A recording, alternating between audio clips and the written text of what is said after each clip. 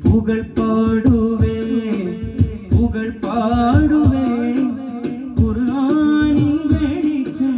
കരളിൽ പൊഴിച്ചു മനുഷ്യകുലത്തെ ഉണർത്തി നയിച്ച തിരുദൂതരേ എൻ മെഹമൂദരേ ഒരു ജ്ഞാന പുകൾ പാടുവേ ഒരു ജ്ഞാന പുകൾ പാടുവേ.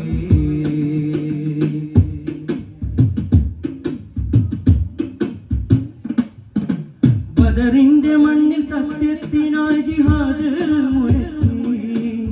ഉഹദിൽ സ്വഹാബർ ഒന്നിച്ചു കൂടി ധർമ്മം മുടക്കി